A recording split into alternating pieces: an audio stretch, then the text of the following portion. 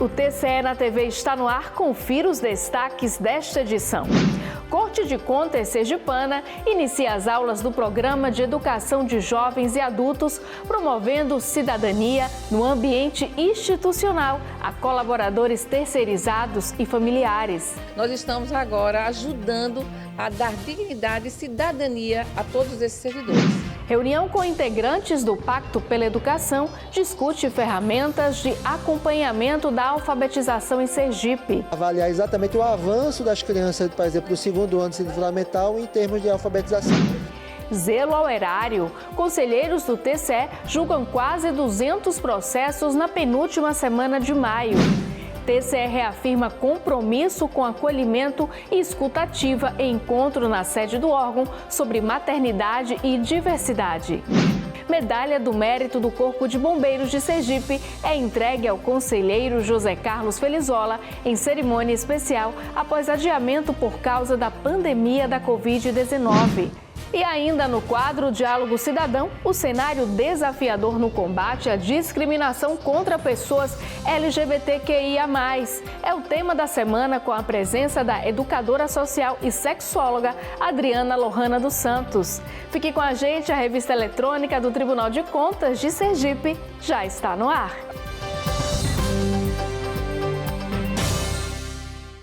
O Tribunal de Contas de Sergipe deu início às aulas da EJA para colaboradores e familiares em parceria com a Secretaria de Estado da Educação. O curso permite a conclusão do ensino básico com aulas presenciais e metodologia adaptada. A iniciativa busca ampliar acesso à educação e transformar trajetórias interrompidas por falta de oportunidades. A reportagem é de Juliane Balbino e Mica Neto. À primeira vista, parece uma sala de aula comum. A diferença aqui é que as aulas acontecem durante o horário de trabalho. Graças a uma parceria entre o Tribunal de Contas e a Secretaria de Estado da Educação, no período de um mês, a Escola de Contas do TCE vai oferecer a colaboradores terceirizados e seus familiares turmas para a conclusão do ensino fundamental e do ensino médio. As aulas acontecem diariamente e têm duração de 2h30. A iniciativa faz parte de um cronograma de capacitações. A Escola de Contas do Tribunal de Contas de Sergipe, ela está oferecendo a seus servidores curso de doutorado, curso de mestrado, curso de pós-graduação, curso que vem aprimorar o controle externo, concurso que vem com controle interno, controle externo, a questão dos pregoeiros, todos esses cursos que podem auxiliar as administrações das prefeituras e dos órgãos estaduais, mas também agora nós estamos trazendo, a escola está trazendo para os nossos terceirizados, para os nossos colaboradores, os cursos de supletivo de primeiro e segundo grau. Então, com certeza, estamos agora completando um ciclo de capacitação para os nossos servidores. E esse agora mesmo do supletivo é um curso assim que nos enche de muita emoção, porque nós estamos proporcionando àqueles servidores que não tiveram o direito, que o Estado lhe negou o direito à educação, nós estamos agora ajudando a dar dignidade e cidadania a todos esses servidores. As aulas acontecem por meio da modalidade EJA, a Educação para Jovens e Adultos. O primeiro dia de aula começou com as disciplinas de redação para os colaboradores matriculados na turma correspondente ao ensino fundamental e português e literatura para os matriculados na turma correspondente ao ensino médio. O conteúdo programático inclui, além das aulas, avaliações para que os estudantes conquistem as certificações. Eles terão 3 chances dentro de um ano. As disciplinas que eles forem aprovados, elas vão sendo eliminadas e eles vão fazendo as que não foram até a conclusão e a certificação. O Ilma precisou interromper os estudos na 8ª série por causa das dificuldades enfrentadas na infância. Hoje, com o incentivo do TCE, vê a chance de reescrever a própria história. Eu já tentei voltar a estudar, porém não dava para conciliar trabalho e estudo. E com essa oportunidade, a presidenta está dando a gente ajuda até a nossa família, porque através da gente, se a gente muda, os filhos mudam e a casa melhora. E aí é um exemplo até para minhas meninas, né, para dizer que não tem idade para estudar. estudar. A gente pode estudar, pode crescer e através dessa oportunidade que ela está dando a gente pode fazer um curso, pode querer fazer uma faculdade. Quem sabe um dia está aqui novamente dizendo que eu me tornei, né? O Willames também teve que deixar a escola depois de se tornar pai aos 17 anos. Desde então, conciliou diferentes trabalhos para sustentar a família. Agora, vê na oportunidade oferecida pelo TCE a chance de finalmente poder concluir os estudos. Agora, depois de tanto tempo, a gente tem essa oportunidade de voltar, né? Estudar, dar meu esforço maior mesmo para ver que ir mais para frente ainda, né? Com essa grande ajuda que a nossa presidente está dando a gente. E a alfabetização foi o foco da reunião do Pacto pela Educação realizada na sede do Tribunal de Contas do Estado. O encontro reforçou a urgência do tema e a necessidade de engajamento dos municípios nas avaliações formativas. Ferramentas de monitoramento também foram apresentadas para acompanhar metas dos planos educacionais e garantir avanços reais na aprendizagem. A reunião foi conduzida pelo procurador do Ministério Público de Contas, João Augusto Bandeira de Mello, e contou com a participação da presidente da Corte, conselheira Suzana Azevedo. Os dois são coordenadores do grupo de trabalho. Na pauta estiveram programas do governo federal, como o Escola que Protege, voltado ao enfrentamento das diversas formas de violência nas escolas. No último dia do prazo para adesão, 12 municípios sergipanos ainda não tinham aderido à iniciativa. O grupo também discutiu estratégias para elevar os índices de alfabetização em Sergipe e fortalecer o engajamento dos gestores municipais nesse processo. Todos os municípios sergipanos precisam fazer para as avaliações formativas do Compromisso Nacional da Criança Alfabetizada. É patente que acho que só teremos avanço se monitorarmos o avanço da aprendizagem, leitura e influência ao longo do ano. E essas avaliações fazem isso. Então é muito importante que esses municípios trabalhem, haverá uma avaliação agora no final do primeiro semestre, para avaliar exatamente o avanço das crianças, por exemplo, do segundo ano do ensino fundamental em termos de alfabetização. Então foi o pessoal do Alfabetizar para Valer aqui da SED, veio trazer essa informação e vamos desengajar eles nesse ponto. Ao final da reunião, o grupo definiu metas para os próximos meses. Os planos incluem o monitoramento dos planos de educação nos municípios e a construção de diagnósticos. Diagnósticos que possam permitir o monitoramento e avaliação, inclusive dos planos, né? Porque tudo que nós precisamos é observar se aqueles indicadores estabelecidos, se as metas que foram propostas, elas estão sendo atingidas. Nós não podemos esperar 10 anos para que isso aconteça.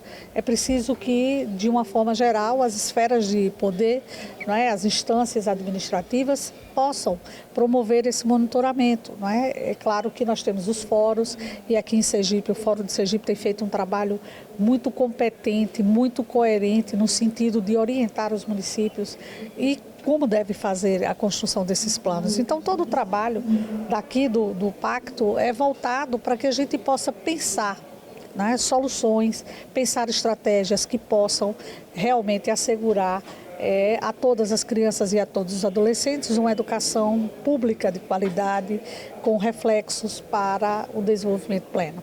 E os conselheiros do TCE julgaram quase 200 processos nas sessões das câmaras e do Pleno na penúltima semana de maio. Confira o balanço. Na primeira Câmara, presidida pelo conselheiro Flávio Conceição, foram julgados 47 processos. Participaram da sessão os conselheiros Angélica Guimarães e Ulisses Andrade, o conselheiro substituto Alexandre Lessa e o procurador do Ministério Público de Contas, João Augusto Bandeira de Mello. Na pauta, recurso de reconsideração, auditoria de conformidade, aposentadorias por invalidez e por morte, revisões de pensões e aposentadorias por tempo de contribuição.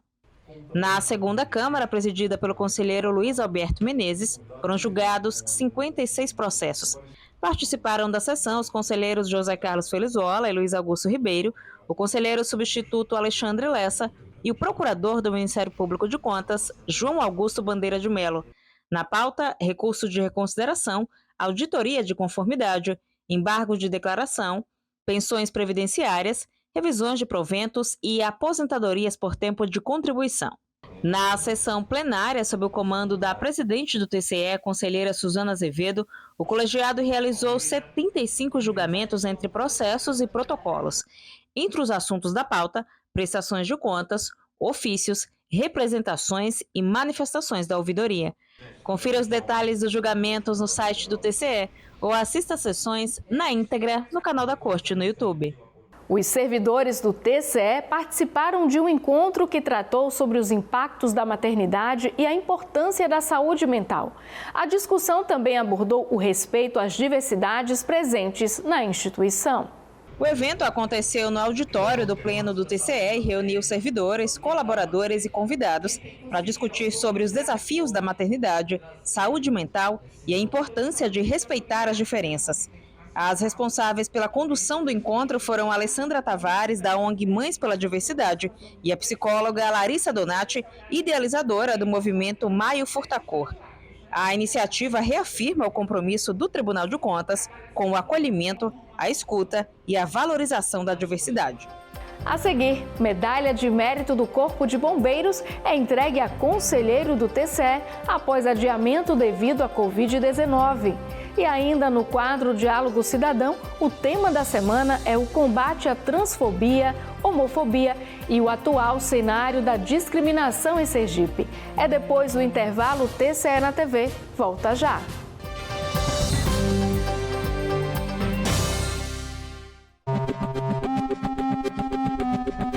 Olá, eu sou Magna Santana, da Fã FM. Minha pergunta para a coletiva de imprensa é a seguinte: como o Tribunal de Contas prioriza as auditorias em diferentes órgãos e entidades públicas? Olá, Magna. Respondendo a sua pergunta, as prioridades de auditoria no Tribunal de Contas do Estado de Sergipe são definidas no PAA, Plano de Auditoria Anual. Este documento é estabelecido a cada ano, com a participação da equipe técnica e aprovado no colegiado. Neste documento, as áreas são selecionadas com base em critérios técnicos, levando em conta a quantidade de recursos alocados, a relevância e o risco de cada área. Outras fiscalizações podem ser realizadas, desde que devidamente motivadas em cada coordenadoria técnica.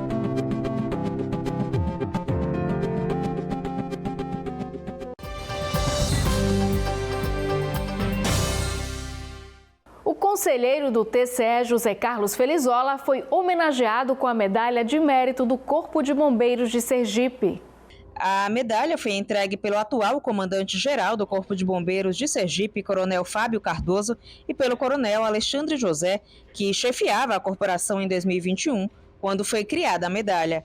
Instituída pelo Decreto Estadual número 40.917, a honraria homenageia instituições e personalidades que prestaram serviços importantes ao Corpo de Bombeiros de Sergipe e à sociedade sergipana. Durante as comemorações do centenário, o conselheiro exercia o cargo de secretário de Estado da Casa Civil e, por causa da pandemia da Covid-19, não pôde comparecer à cerimônia de celebração. Por isso, só agora a condecoração foi entregue. Sergipe enfrenta um cenário desafiador no combate à discriminação contra pessoas LGBTQIA+, especialmente no que diz respeito à transfobia e à homofobia. A conscientização e a mobilização social são fundamentais para promover um ambiente mais inclusivo e seguro. E é esse o tema de hoje do quadro Diálogo Cidadão. O jornalista Messias Carvalho conversou sobre o assunto com a educadora social e sexóloga Adriana Lohana dos Santos. Acompanhe.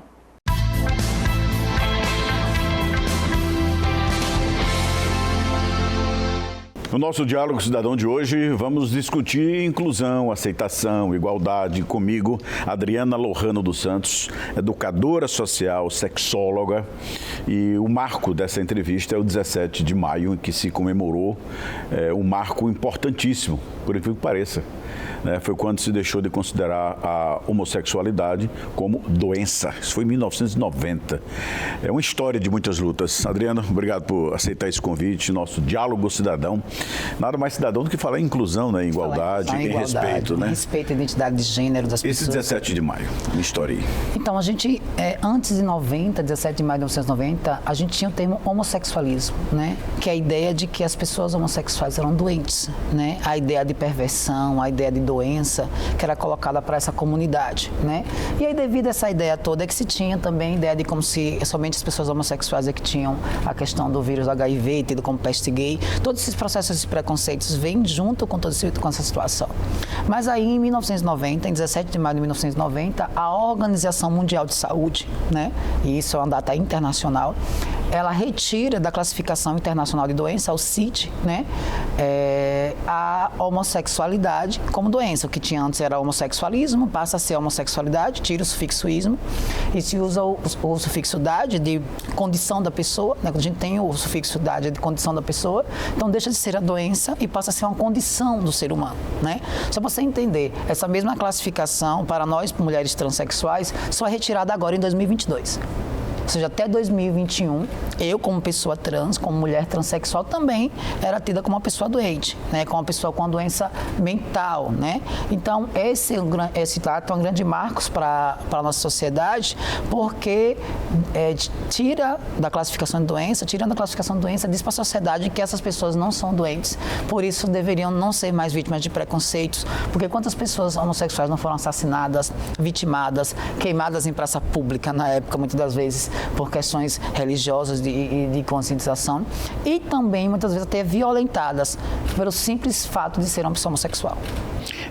Classificar como doença, né? Uma coisa muito estranha.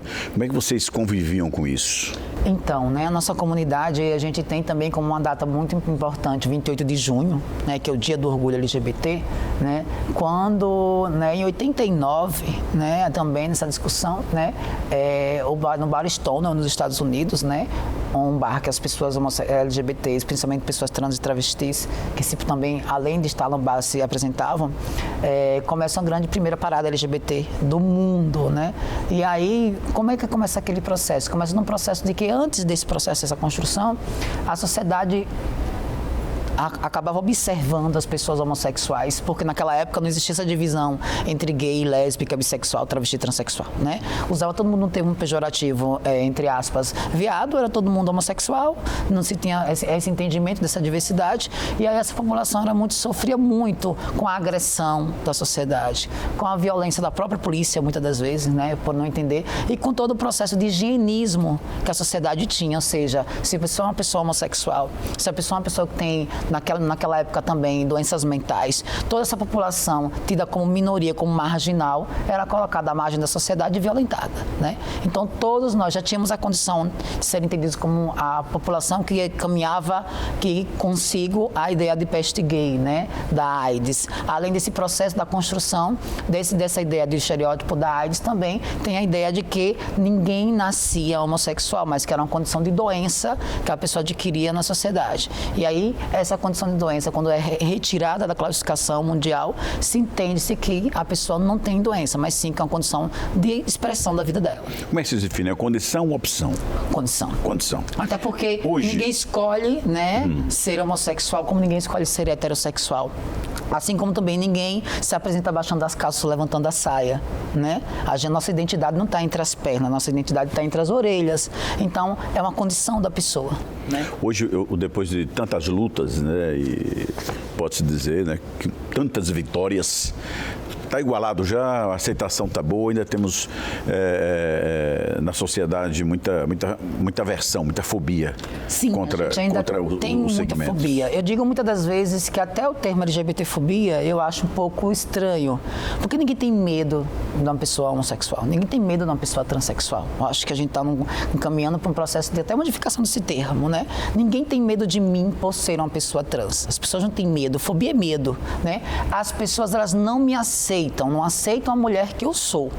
Mas elas não têm medo de mim. Até porque uma pessoa que tem medo de uma pessoa como eu não me mata com 32 facadas, retira o coração e coloca um santo no lugar, né? Então, eu acho que a gente está caminhando para uma discussão de que muitas das vezes não é o medo dessa pessoa LGBT que a gente tem, é a falta de entendimento sobre as expressões do ser humano, de quanto é diverso esse ser humano masculino e feminino, quantas mulheridades e quantas masculinidades existem na sociedade, e que essa falta de compreensão fazem com que as pessoas não aceitem o diferente, mas eu entendo que não é medo, né? E aí estamos caminhando ainda para essa compreensão, porque o que mais pega é a ideia errônea de sexo que as pessoas aprenderam na sociedade. Eu, como sexóloga, digo sempre que o primeiro grande erro da humanidade foi cunhar o termo sexo de forma errada.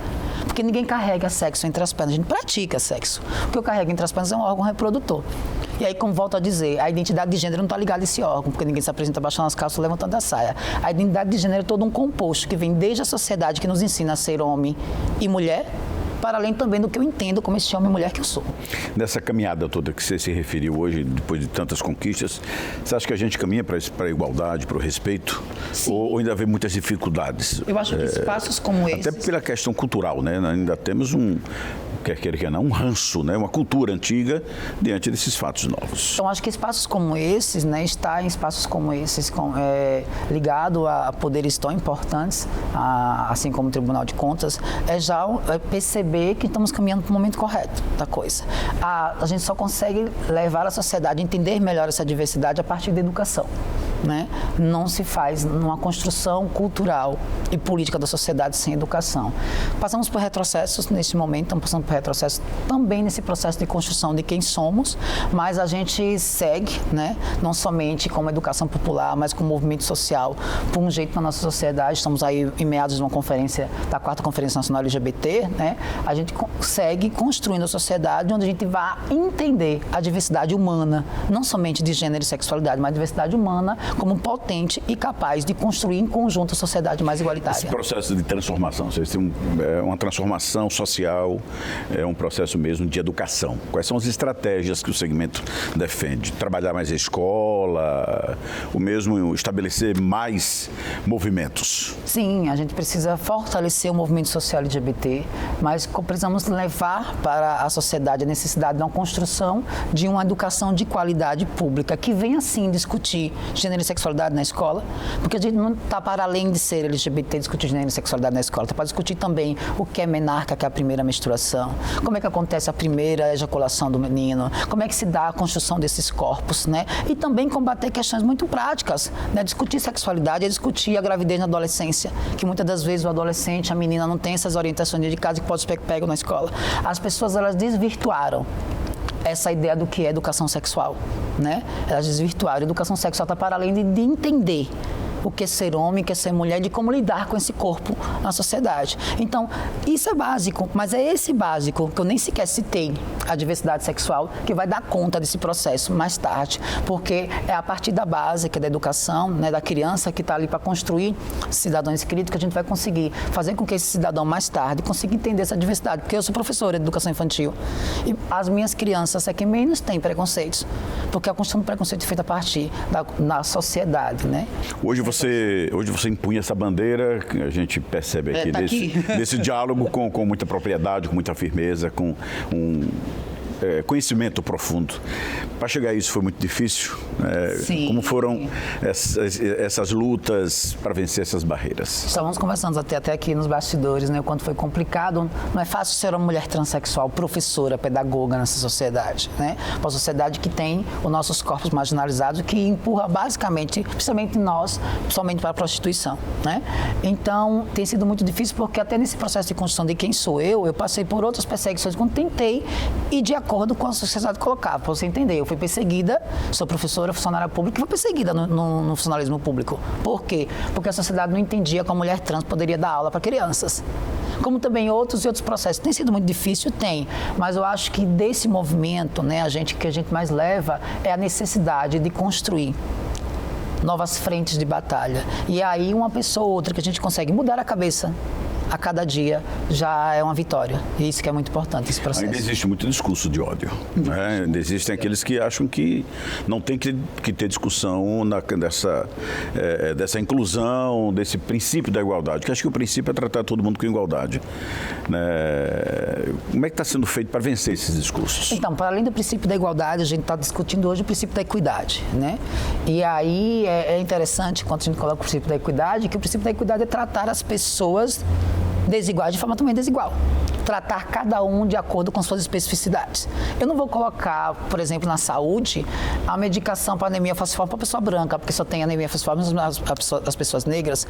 Eu não vou colocar um tratamento de hormonioterapia do processo transexual para uma pessoa cis, né? É preciso que no fato da saúde mesmo, as mulheres lésbicas, até no exame preventivo, elas precisam de um instrumento de tamanho normal, porque a vida sexual delas não é igual a uma mulher heterossexual, né? Cis heterossexual, para você perceber que para hoje, como militante do SUS também, a gente está caminhando para um sistema único de saúde, para uma questão de saúde também, não de forma mais igualitária, mas também de equidade, né? É dar o banco de acordo com o seu tamanho. A gente está numa linha linear onde todos precisam ver aquele jogo de futebol. Mas as pessoas têm tamanhos diferentes. Eu não vou dar o mesmo tamanho de banco para todas as pessoas, eu vou dar um tamanho de banco também diferente para que todos consigam ver aquele jogo. Então, é tratar com a equidade também. E a equidade também está nas políticas públicas LGBT. É entender que políticas compensatórias, assim como teve para a população negra, para mulheres, hoje é preciso para os LGBTs. Só para você entender. Seria o regime de cotas. Sim, que, aliás, é um também. ponto polêmico que está sendo discutido. Que está sendo discutido agora. Em alguns estados, né? Se implementam ou não um regime de cotas para... Nas universidades a gente já tem. Inclusive nas universidades. É para entender o seguinte, que o primeiro grande preconceito dessa sociedade com nossa população é o fato de não existir. Como é que você existe, as pessoas que estão aqui nesse plenário existem a partir do IBGE, do Censo Demográfico, que pergunta quem somos. Só para você entender, continuaremos passando mais 10 anos sem existir, porque o Censo IBGE sequer pergunta quem a gente somos. Eu sou uma mentira para o nosso país, porque lá no IBGE diz que eu sou uma mulher cis, heterossexual, não que eu sou uma mulher trans. Então, só para você entender, o nosso país está devendo tanto para a gente que nem o direito de existir nós temos, porque o IBGE não pergunta quem somos. Por aí, tira o restante do preconceito que a gente tem na sociedade. Vocês não conseguem mudar essa leitura, né, a partir de uma instituição que para o nosso sistema de controle, de raça e tudo mais, é a principal referência ao IBGE. Até porque para poder fazer política pública é preciso ter referência tudo estatística. IBGE, né? Tudo IBGE. A parte da educação, a parte da saúde. Na última edição agora, o Ministério Público Federal até moveu uma ação para colocar os eixos de orientação sexual e identidade de gênero dentro do formulário, mas infelizmente não deu, né? Acabou perdendo essa ação, porque o IBGE colocou que seria um custo muito grande para colocar essas perguntas, mas aí eu fico me perguntando, é um custo muito grande, mas necessário, porque pessoas estão deixando de existir. Porque eu só penso política pública a partir desse centro demográfico. Então, continuaremos 10 anos sem existir. E por aí se tira. Em um país que sequer podemos existir, o restante das questões, elas vêm por tabela, né? Tem que lutar bastante. Tem que lutar bastante. E a luta é grande, viu? A luta é grande. Lorena, muito obrigado. Eu que agradeço. Esse diálogo cidadão importante para a gente marcar, né, não só o 17 de maio, que foi, acho que o dia de combate à LGBTfobia. O dia D, né? Combate à LGBTfobia internacional. Marcam, mas também para estabelecer esse diálogo, essa discussão, como eu falei na abertura, a inclusão mesmo do princípio da igualdade. Sim, com certeza. Princípio basilar de justiça. Eu que agradeço. Muito obrigado mais uma vez, um grande abraço. A entrevista com trechos inéditos você pode ouvir no Spotify e também em nossas redes sociais. O TCE na TV de hoje fica por aqui. Obrigada por sua companhia e até o nosso próximo encontro.